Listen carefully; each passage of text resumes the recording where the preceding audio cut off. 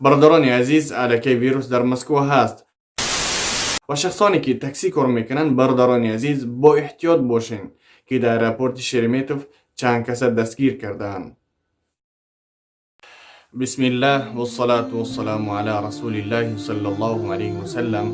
دوستان عزیز، دعایی که برای ویروس است، برای چند نمود بیماری ها هست که پیغمبر خدا صلی الله علیه و سلم برای ما و شما تعلیم داده است و گفته است که با دیگران تعلیم بدهین. علموه احبابکم، یعنی دوستان خود را، نزدیکان خود را و خویش و اقربان خود را تعلیم بدهین.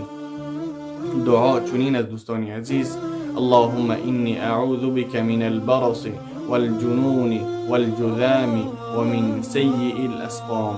همین دعا را 3 بار سحر و 3 بار بیگاه بخوانین و کسانی که نزد شما هستند، خویش اقربای شما، با اونها تعلیم بدهین که همین ویروس که این حال در جامعه زیاد شده است، یعنی تبابتی نداره، همین را بخوانین و برسانین به خویش اقربانتان تا اینکه همین را از یاد بکنند.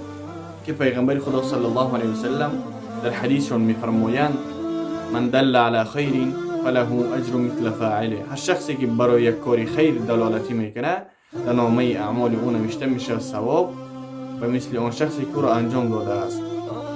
دوستان عزیز، معنای دعا چنین است. بسیاری برادران یعنی خواهش کردن که همین دعا را ترجمه کنیم. اللهم إني أعوذ بك من البرص.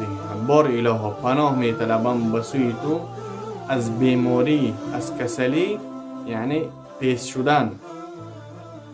والجنون، یعنی پناه می طلبم بسوی تو از کسلی دیوانه شدن، از دیوانگی پناه می طلبم بسوی تو پروردگارا.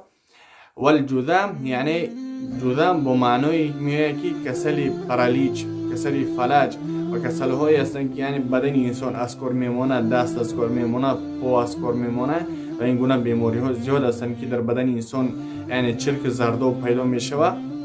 از این گونه بیماری ها یعنی پناه میطلبم به سوی پروردگار.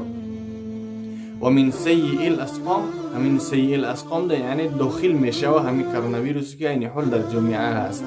با اون خاطر دوستان عزیز، همین دعا را 3 بار سحر و 3 بار بیگاه بخوانید تا اینکه همین بیماری در شما نرسه و این را با دیگران برسانید دوستان عزیز، که تو اینکه هر شخصی که این را زیاد میکنه و میخونه و انشاءالله که در نامه اعمال ما و شما نوشته میشود.